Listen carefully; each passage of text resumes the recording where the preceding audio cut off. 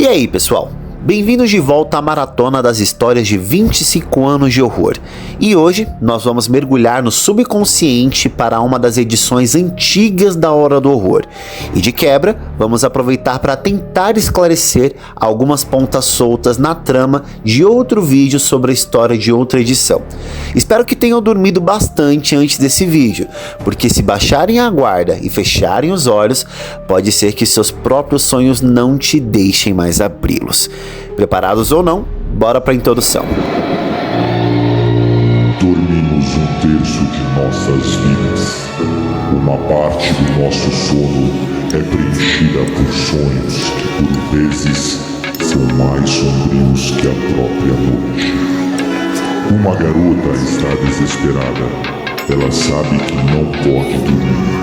Seu sono é capaz de despertar seus medos mais profundos. Ela não resiste e dorme.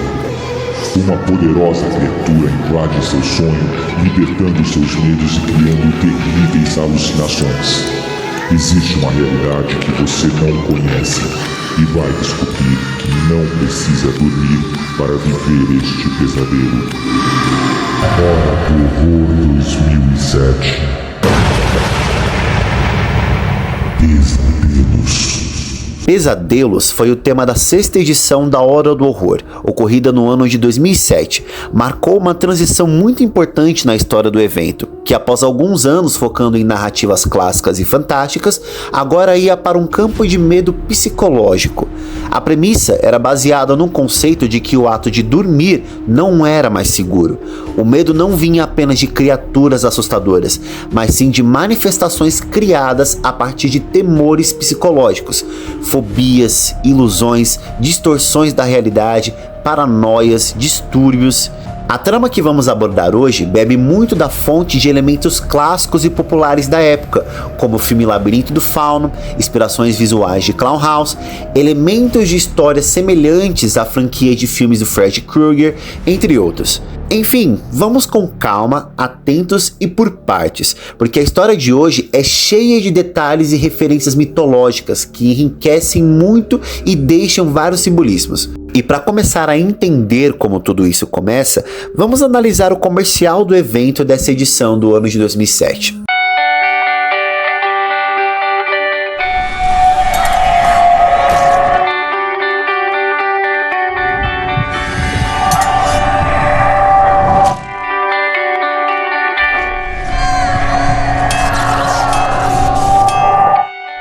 Cedo ou tarde, seu pesadelo vai pegar você. O maior evento de horror do século. Hora do Horror de Hop Hari. Pesadelo a não ir. A chamada audiovisual ilustra uma visão em primeira pessoa, observando o ambiente de um quarto conceitual adolescente dos anos 2000, até que numa demonstração de cansaço, quando o personagem começa a fechar as pálpebras dos olhos, vemos que o ambiente começa a mudar, ficando com aspectos sombrios e horripilantes. E o comercial segue mostrando o cômodo se transformando conforme o personagem luta contra a exaustão para se manter acordado. É como se a vítima já soubesse e temesse o momento de cair no sono, porque ela sabe que assim que fechar os olhos, ela entrará num mundo paralelo e perigoso. E nessa história, esse mundo paralelo é conhecido como o Vale dos Sonhos. É um lugar existente em outro plano que não o físico, e é muito mais acessado por pessoas que, teorizo eu, tendem à sensibilidade sobrenatural. Em outras palavras, pessoas com um sexto sentido. Eu imagino essa possibilidade por já ter ouvido falar de algo similar. Conforme existe o conceito dos planos astrais e as viagens astrais, nos quais o corpo espiritual sai temporariamente do corpo físico durante o sono ou por meio de meditação, a forma espiritual da pessoa fica vulnerável a outros seres e planos desconhecidos. E esse seria o caso aqui nessa história. O Vale dos Sonhos seria um desses planos desconhecidos e perigosos que a forma astral de uma pessoa poderia acidentalmente acessar ou ser arrastada para lá, ficando presa temporariamente ou indefinidamente. E se ficasse presa, poderia ser uma das causas da famosa e temida paralisia do sono. Quem já teve isso sabe o quanto é desesperador só acordar pelos seus olhos, enquanto o resto do seu corpo continua adormecido, causando também alucinações assustadoras, como se mesmo na hora de acordar, alguma coisa estivesse prendendo à força a sua forma espiritual no mundo dos sonhos, impedindo que você acorde por completo. Mas, continuando, o Vale dos Sonhos é um lugar que não tem forma, tamanho ou descrição definitiva, pois ele é mutável, ele se altera e adapta conforme a mente de quem o acessa, ou conforme o comando dos seres que habitam lá. E quem ou o que são esses seres que habitam o Vale dos Sonhos? São vários, mas para o entendimento objetivo da história, somente esses dois vale a pena mencionar. Um deles é o Fauno, uma figura anciã e mística que reina nessa dimensão. Ele é a entidade que controla as transformações, ilusões e distorções daquele plano. Apesar da forma animalesca e selvagem, o Fauno não ataca, mas é ele quem atrai ou arrasta as vítimas para entrar em seu plano. Encontrar o Fauno em seu pesadelo é praticamente atravessar o portal para o Vale dos Sonhos. Nas mitologias reais, apesar das lendas de faunos e sátiros serem mais famosas da Roma e da Grécia, a que mais se assemelha com esse personagem é a do folclore celta, que fala de um deus dos bosques chamado Cernunnos, com um corpo parte humano e parte animal, com chifres e cascos. E também na mitologia celta existe o Otherworld, o outro mundo, que é o reino sobrenatural onde habitam divindades, espíritos e seres mágicos, sendo um mundo paralelo acessível aos vivos através de portais, o mundo do qual o deus Cernunnos é um guardião. Pelas semelhanças, essa mitologia é a que mais bate com o personagem do Fauno, e isso se quisermos dar uma profundidade mais realista com base nas lendas folclóricas que existem na vida real.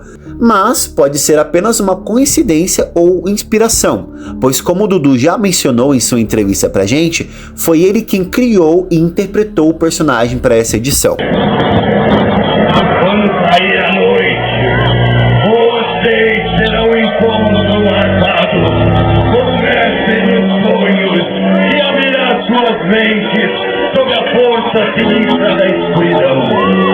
Criaturas macabras, casas que se movem, abismos que se abrem e enterram vivos, não haverá trégua e muito menos perdão. Preparem-se, é chegada a hora em que todos vocês serão tragados pela maldição de seus medos mais secretos, aterrorizados por criaturas que habitam os seus piores pesadelos. Já justificando a resolução baixa do vídeo, eu peço que vocês compreendam que quanto mais antiga a edição, menos chance de termos registros em vídeo em alta qualidade. Mas vamos seguindo. Quanto ao segundo ser que habita o Vale dos Sonhos e tem grande poder nessa história, é uma criatura conhecida como o Mestre dos Sonhos. Se trata de um ser com protuberâncias no rosto semelhante a um réptil, olhos profundos e brilhantes, de trajes suaves e ao mesmo tempo brutos, que transmite sua dualidade misteriosa, sedutora e alarmante.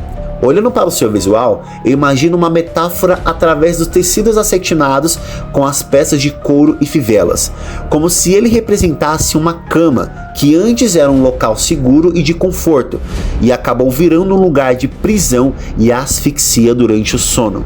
Um alerta de que num pesadelo, a mesma cama que te acolhe é a que te amarra como uma camisa de força.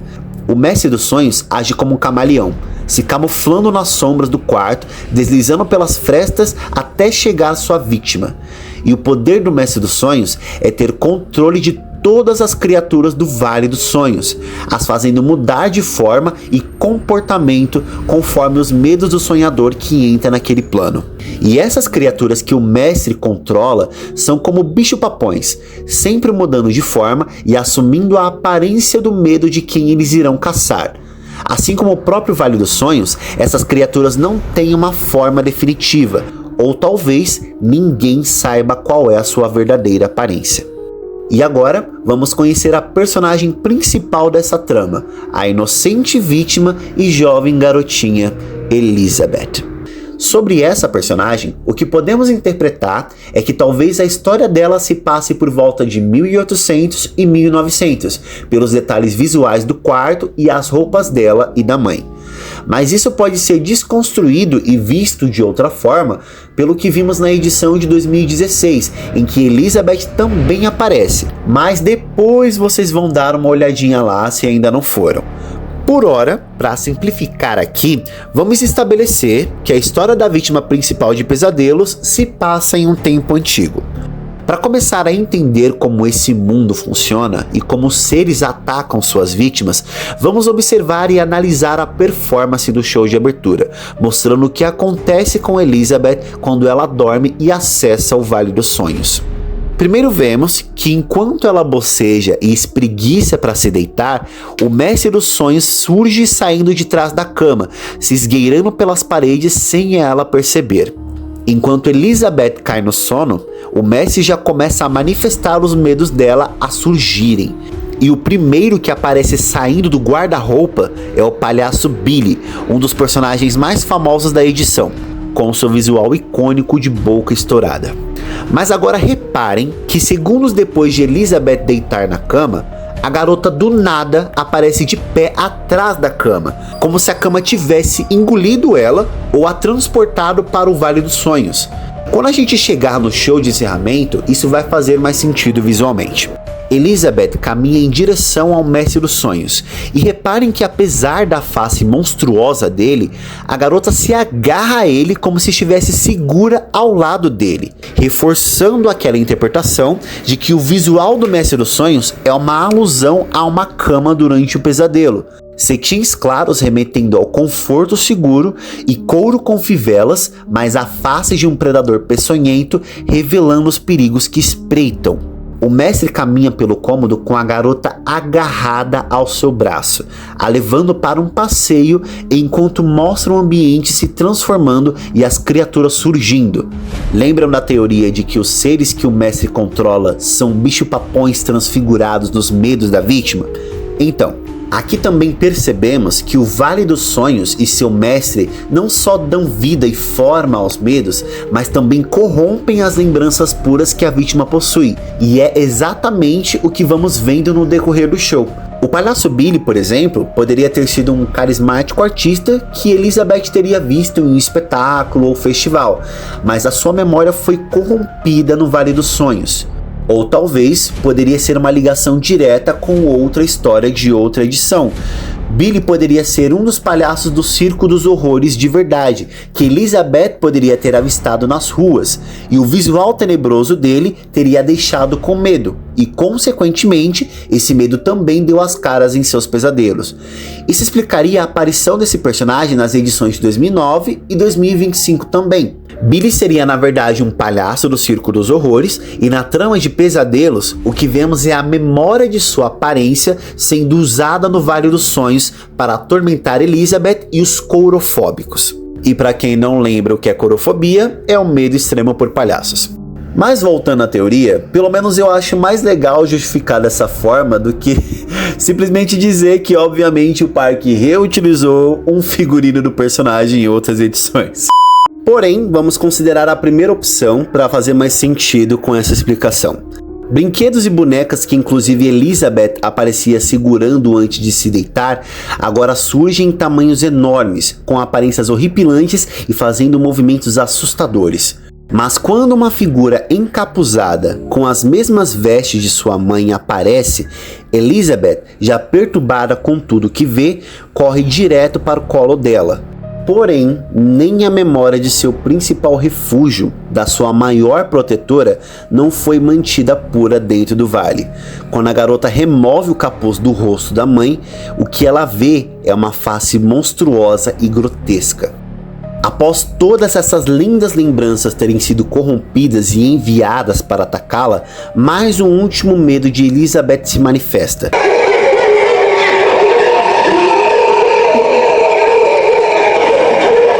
Ouvimos uivos e latidos raivosos aglomerados de fundo, enquanto cães enormes e lobos entram no quarto e se aproximam lentamente da cama e da garota, até que eles ficam sobre duas patas, tal qual um humano de pé, e todos começam a perseguir e atacar Elizabeth. Se a garota sofria de sinofobia, que é um medo extremo por cães, não fica claro, mas uma criança sentir um grande medo de latidos e rosnados de cães grandes e raivosos não seria algo incomum de se ver. Interpretando os elementos visuais e as encenações dramáticas coreográficas entre os personagens, essa era a trama performada durante os shows. Mas esse universo dos pesadelos se expande mais com os outros elementos do evento, pois enquanto vemos no palco somente o interior do quarto de Elizabeth, os 3 túneis do evento mostram outros ambientes a se explorar no Vale dos Sonhos, como a Casa de Ponta Cabeça, provavelmente uma visão distorcida da residência de Elizabeth, mostrando que o seu pesadelo não só se espalhou no seu quarto, mas se expandiu por todos os cômodos da casa onde ela mora. O túnel Fobias Mortais seria praticamente uma fábrica de medos, pois lá os temores extremos se manifestam imprevisivelmente para enlouquecer a mente das vítimas. Medo extremo por lugares fechados, escuros, insetos, dentre muitos outros, acabam se transformando em salas isoladas para prender e enlouquecer quem passar por lá. A sua fachada, de uma construção condenada prestes a desabar, é a clara visão de um pesadelo que nunca tem uma forma finalizada, se desfazendo e se mutando a cada mente perturbada que acessa aquele lugar. Já o labirinto das alucinações era descrito como a própria mente do mestre dos sonhos, onde o surrealismo predominava em cada detalhe deste universo de pensamentos maus. No mundo dos sonhos, onde o lógico não existe, entrar literalmente na cabeça do ser que domina as criaturas dos pesadelos e descobrir como a imaginação perversa dele funciona, não seria algo impossível neste universo. Para quem passou por lá, era possível ver como o mestre dos sonhos corrompia toda e qualquer informação da realidade, desde simples objetos a indivíduos inofensivos, que se tornavam artefatos macabros e monstros horrendos. O Vale dos Sonhos e os seres que lá habitam e espreitam conseguem tornar a experiência de um pesadelo a mais desesperançosa possível, torturando a vítima ao ponto dela se convencer de que não há como escapar de nenhum jeito. E o objetivo? Bom, acho que talvez vocês já ouviram falar de seres que drenam nossa energia vital. Um exemplo clássico disso são os vampiros que bebem o sangue das vítimas, mas no caso hipotético de um plano astral, como o Vale dos Sonhos, existem entidades que conseguem fazer isso através dos nossos pesadelos, drenando nossa boa energia e se alimentando dela através da nossa vulnerabilidade enquanto dormimos, quando a mente dos mais sensíveis acaba se tornando um livro aberto e, consequentemente, uma oficina diabólica para esses seres brincarem de assustar e torturar. E agora, para exemplificar como esse mundo espelha e deforma a realidade de um ambiente quando uma pessoa entra nele, é o momento ideal para mostrar essa cena.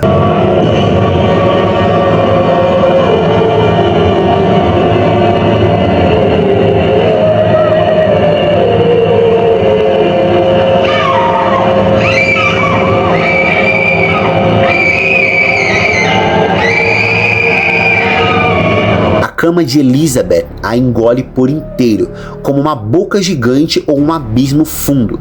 Foi assim que ela foi tirada do mundo físico e levada para o Vale dos Sonhos, e explicando como ela desaparece de um lugar e reaparece em outro tão rápido no início do show. Mas calma, isso não é uma regra. Não é que as camas sejam portais definitivos para acessar o Vale dos Sonhos, mas isso seria sim outra metáfora ao local de conforto e tranquilidade que acaba se tornando um lugar de tormento e pavor. E isso é reforçado 2 vezes durante os shows, no começo e antes de acabar. Elizabeth é engolida pela própria cama 2 vezes, mas na segunda vez vemos a cena claramente como se estivéssemos assistindo tudo de cima.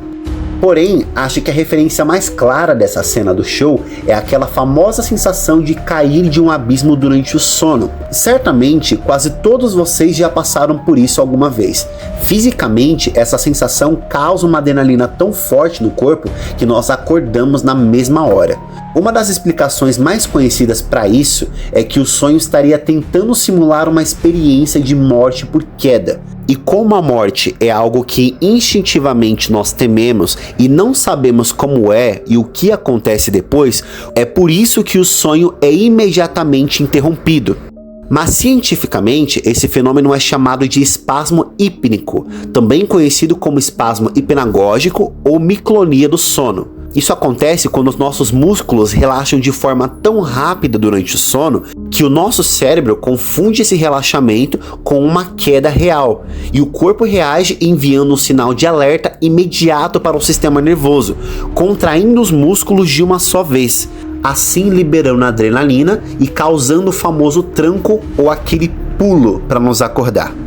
Muito provavelmente é isso que acontece com Elizabeth nessa cena, porque assim que ela cai e desaparece na cama, isso aqui acontece.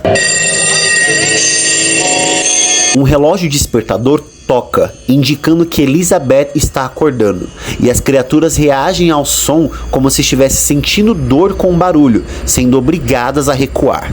Além dessa parte, tem mais um detalhe sombrio na cena da cama que podemos interpretar, pois Elizabeth na verdade não cai por acidente, mas sim vemos várias mãos puxando ela para dentro da cama. Com isso, podemos também interpretar que nos pesadelos, as criaturas estavam atormentando tanto Elizabeth ao ponto de quase tirar sua vida. Mas como num sonho a mente não entende como é ou o que é a morte, o medo absoluto de perder a vida causa uma adrenalina tão forte na garota que o seu corpo físico acorda. Em outras palavras, é o espasmo hípnico que salva a garota dos seus pesadelos todas as noites. Por mais desesperançoso e enlouquecedor que seja sobreviver aos seus pesadelos no Vale dos Sonhos, por mais que a noite seja longa, não dura para sempre.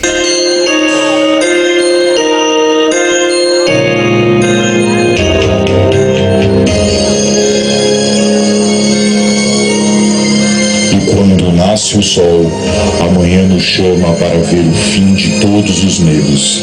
Acordados e surpresos, esquecemos as fobias e os monstros que nos habitam na escuridão. E pelas frestas da janela, raios de luz incendeiam as pistas deixadas pelas sombras da noite, que aguardam a espreita pelo momento de surgir e nos carregar novamente pelo Vale dos Sonhos.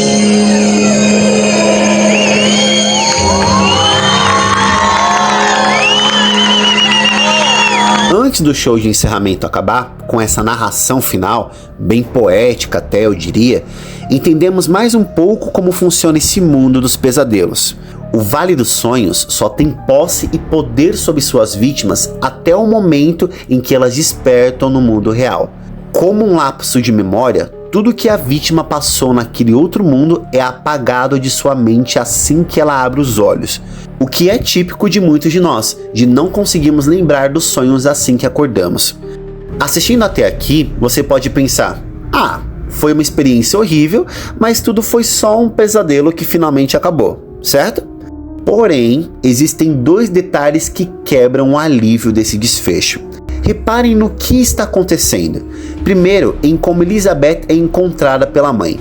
Não na cama, nem debaixo dela, mas sim dentro do seu guarda-roupa. Até aí poderíamos dar a desculpa de que ela poderia ser sonâmbula e teria caminhado e entrado dentro do guarda-roupa durante a noite, e só. Porém, há mais coisas controversas. Apesar da narração dizer que quando o dia começa nós esquecemos o pesadelo, não é isso que parece quando vemos como a Elizabeth age e como a mãe dela reage a ela. Parece que a garota ainda continua assustada e preocupada com o que vê à sua volta, se é real ou não, enquanto que a mãe tenta consolá-la, mostrando que não há nada para se temer, afinal foi só um sonho. E mesmo assim, Elizabeth parece suspeitar de algo. Fora um detalhe da narração, dizendo que a luz do dia destrói qualquer rastro deixado pelos seres que surgem durante o pesadelo, dando a entender de que esses seres conseguem se manifestar até no mundo real, pelo menos em meio à escuridão. Até porque, que pistas os raios do sol teriam que apagar se as coisas passassem só na cabeça de Elizabeth? Se existem rastros, são provas de que o pesadelo foi real de alguma forma, bem similar ao que vemos na franquia de filmes do Freddy Krueger. E essa interpretação parece se confirmar na última cena do show. Depois que Elizabeth e sua mãe saem do quarto, as portas do guarda-roupa se abrem, revelando que o palhaço Billy ainda está lá dentro, se escondendo no escuro, como se estivesse esperando Elizabeth voltar a dormir para ele atormentá-la novamente. Parece um tipo de maldição. Todas as noites em que for dormir, ser levado e atormentado pelos seus próprios medos, não ter uma noite tranquila e passar a temer o momento de dormir, sabendo que cedo ou tarde não há como evitar. Daí o significado desse trecho. Eles aguardam a espreita pelo momento de surgir e nos carregar novamente pelo Vale dos Sonhos. E é assim que termina a trama de Pesadelos. Agora vamos a algumas curiosidades. Para os que assistiram o vídeo da história da edição de 2016, lá é contada uma história de que Elizabeth era filha de um bruxo das trevas milenar e poderoso, um outro personagem de uma outra história, de uma outra edição de outro ano. Mas isso ficou meio confuso de ser confirmado, porque no final da trama também é revelado que tudo era outro pesadelo de Elizabeth. Ainda assim, com base nisso, surgiram mais duas fortes possibilidades. Se Elizabeth for realmente filha desse bruxo das trevas, isso explicaria ela ser sensível ao sobrenatural e conseguir acessar outro mundo e interagir com outros seres através de seus sonhos. Porém, além disso, e diferente dos outros, Elizabeth poderia ser capaz de trazer ao mundo físico esses seres de outro plano que se transformam nos medos de qualquer um, mesmo que ela faça isso sem querer e sem entender como. E seria por isso que ela seria tão valiosa para ter sido trocada pela caixa de Pandora num pacto. A Elizabeth seria como um canal, um portal, um acesso para esses seres de outro plano, um plano além do nosso. E esse poder dentro dela seria algo que interessaria muito para um ser diabólico aprisionado nas profundezas infernais do mundo mortal. Mas uma outra possibilidade mais triste e realista, e que também liga as tramas de 2007 e 2016, é que Elizabeth, por ser atormentada por esses pesadelos terríveis desde criança, ela teria sido internada num asilo, onde passou vários anos, até mesmo sua adolescência. E talvez tudo que vimos tanto em Pesadelos de 2007, tanto em Horror Grand Hotel de 2016, seriam sonhos perturbadores de Elizabeth, que permanece internada até hoje num asilo antigo, que na verdade nunca foi queimado. Se for esse último caso, tiraria toda a magia sombria por trás da história. Mas tudo isso são só teorias. É isso, galera. Eu espero que tenham gostado de relembrar esse pesadelo comigo. E também espero que as minhas teorias não tenham sido um balde de água fria que tenham acordado vocês dessa nossa viagem imaginativa. De qualquer forma, comentem aí. Que outros detalhes vocês também lembram da 6ª edição da Hora do Horror? E qual a próxima história vocês sonham em ouvir o Demont Jr. recontando?